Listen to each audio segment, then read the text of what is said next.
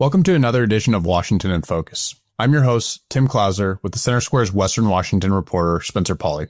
Spencer, you've recently highlighted a growing trend with Sound Transit as projects face repeated delays despite the Transportation Authority generating over $20 billion over the past 3 decades or so. But sources tell you that they think this is due to poor governance and a lack of room for taxpayer accountability. Can you tell me a little bit more about this?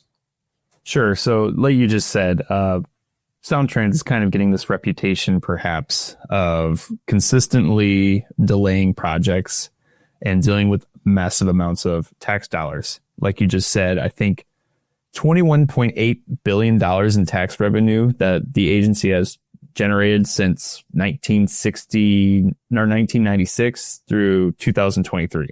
That's a lot of money.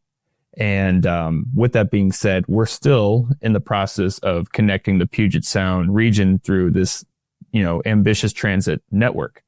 With that being said, I think we're seeing a lot of calls for more transparency with the agency and maybe a restructure of its government, because as I found out, there is a system there that is interesting to say the least, Tim. Now, when I asked Sound Transit about this, I said, why is your structure the way it is? And when I say that, basically, Sound Transit is governed by a board consisting of representatives who are appointed by the county executives from King County, Snohomish County, and Pierce County. These are all the counties that are going to get Sound Transit services at some point down the road, all together connected, I should say. And they're confirmed by the council or legislative authority of each member county.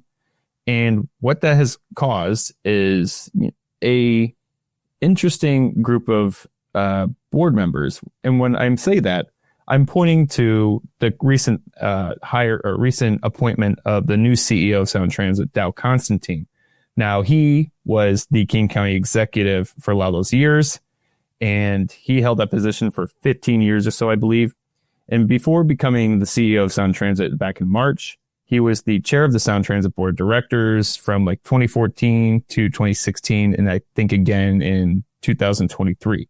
And as the executive of King County, the largest county in the state, he has the authority to appoint 10 elected officials from the King County's local jurisdictions to Sound Transit Board. And that makes up of 18 members.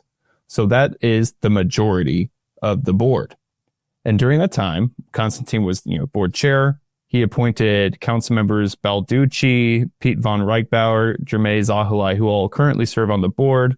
And two of them, Jermaine Zahalai and Claudia Balducci, are currently running for Constantine's old King County executive position in the upcoming November election. Now, when you see that, questions start to rise is, did he get this job easily just because he appointed many of them? And that's what I'm hearing from, at least Washington Policy Center think tank. If you want to chime in, Tim, I know you probably have some questions. I'm going on a tangent here. This is in a lot of complex stuff. Seems like a massive conflict of interest here. Now, correct me if I'm wrong. I mean, state law directs the transit authority to have this governance model. But I mean, Dow Constantine, he was running King County for years. He appointed more than half the people on the board, and now he's running the thing. I mean, he has billions of dollars of taxpayer funds in his hands. Mm-hmm. And meanwhile, people are upset over these delays. But I mean, I don't think it's a stretch to say that he's partially to blame, being the one behind much of that. Not to say that he's entirely to blame. There's lots of factors that go into this, especially with construction projects. But I mean, the conflicts of interest there, I mean, he has so much control here over this model, but there's not much room there for transparency, like you were saying, where, people could come in and say, look, we want the public to have more of a say. You're taking our tax dollars. We want to say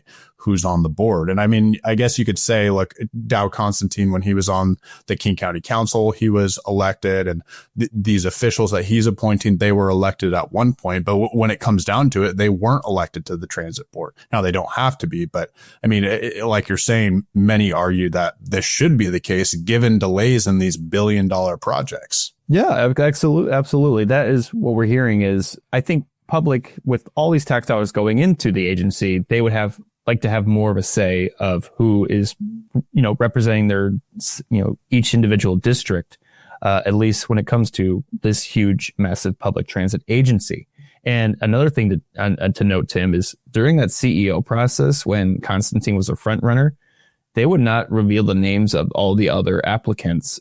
They said because they want to give them privacy, these applicants privacy, because they might be running some other metro transit somewhere else, and that's private information. Mm-hmm. But at the same time, Tim, people, I think, want to have a say as well into who's running who's calling the shots here, with all this money in place. And that's just causing this, this divide here between how it's run and how some, a percentage of the community wants it to be run, at least with more of a say. Yeah, I mean, and even just putting those names out there, yeah, it might be not very convenient in terms of their existing employment. But I mean, if we don't get a vote over these people, we should at least be able to have a say. Just like city council meetings, any of these these local government meetings, they provide options or opportunities for public comment, even though they don't get a vote on the final say. It's up to the council. But I mean, here they're kind of robbing their constituency of this opportunity. And then at the same time, I get concerns with people like you have someone in Florida, someone that runs the transit authority in Florida, mm-hmm. and they don't want to miss out on this opportunity and then be screwed with their job back home because they were looking for new work. But at the same time, do those people in Florida that use that transit system not have the right to know that their director is trying to head out the door? Right. I mean, there's issues from multiple sides here. You hit the nail on the head there, Tim. But I think another thing I explored here is we're talking about the 18 board members. None of them have much of a transit experience. They have not had previous experience running it other than working in Sound Transit. And what I mean by that is they did not go to school to study public transit or worked on major projects beforehand. They are elected officials that represent counties and cities.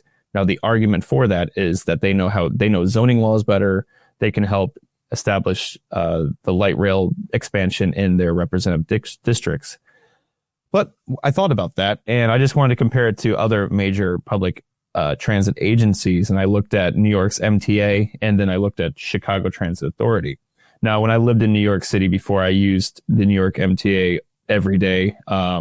It isn't perfect, but it is a well-established transit system with the subway and whatnot. Now, the MTA CEO, General Lieber, he previously served in the U.S. Department of Transportation back when Bill Clinton was president. Mm-hmm. And he's led other major projects, I think, with the World Trade Center. And from 2017 to 2021, he was the president of MTA's Construction Development Division. And he oversaw capital projects before becoming the CEO. So that is some experience, right? Now, at the same time, we're looking at Chicago Transit Authority here.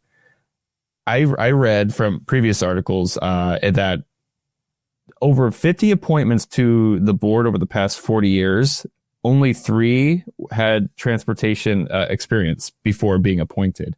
Now, the most recent appointment that I saw was when Chicago Mayor Brandon Johnson appointed a pastor of a people's church down there to the CTA board. So the issue in Seattle isn't unique to say. We're seeing Correct. Similar situations in other areas, and that's not to say that it's okay altogether. But I think it was worth pointing out in your article, the argument for this governing model was that it keeps the project on track. You know, we have this vision, the Sound Transit vision. Mm-hmm. We want to get it complete, and allowing the CEO or the county executive to appoint these people, you're able to get people that are dedicated to the mission. And I can understand that point. But at the same time, we're still seeing delays on these projects.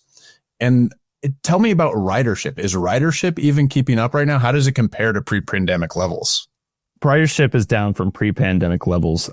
This is something that's still struggling to recover. I don't have the exact statistics in front of me, Tim, but that is still something that Sound Transit is dealing with. So with that being said, people are still not flocking over to Sound Transit to use their services rather than, being single use drivers and clogging up highways. With that being said, we need to give it some time, I think, to let this whole system connect. We're still waiting for the east-west connection over Lake Washington, which is scheduled to happen this year. There's other major connections set to take place. Now, they keep getting delayed. That is something that continues. Tim, I have to say, when we talk about delays, whether it's a transportation expertise at the top issue, we also have to think that this construction happened amid a COVID-19 pandemic and also a concrete worker strike that just kept delaying it too. So that also has led to the continuing delay of these projects. And that's another thing to consider here, which are these like little minor step backs that keep adding up. Mm-hmm. Yeah. I mean, what point will it get to really? I mean, it just begs the question. I mean, I know there's other things that are contributing to the delays, but we're 3 decades into this thing. I wonder when it will get to a point where taxpayers say, look, we want the state or someone to step in and allow us to have a say in this. I mean, right. Did any of the people that you talked to talk about bringing this to the legislature or other elected officials? Well, so we're in the middle of a campaign year or an election year for a King County executive position. And King County Assessor John Wilson is a candidate for that executive lead position. And he's said previously on his campaign website when Constantine was first elected that he would fight for reforms that require transportation expertise on the Sound Transit Board and giving voters the power to elect some of its members directly. Now, this is a state law that he would have to kind of just advocate for changes to. That's one thing to do. I think, Tim, we have to acknowledge, though, that Wilson right now is in a bit of a situation here where he's receiving calls to resign from his assessor position and to suspend his campaign amid a temporary restraining order issued against him. So, we're looking at, the cards kind of stacked against him here. But, and then his candidates here, his opponents, Claudia Balducci and Jermaine Zahalai, currently are on the Sound Transit Board of Directors. So are you going to see the advocacy for them from changes? I don't know. Depends on if they are willing to change that. But there are people in positions who are trying to make that change. But whether or not they will do that, it seems like an uphill climb. Well, this will definitely be an issue we continue to keep our eyes on as these campaigns continue and people advocate for these changes to state law. But thank you, Spencer, for covering this topic. And thank you all for joining us on another episode of Washington in Focus.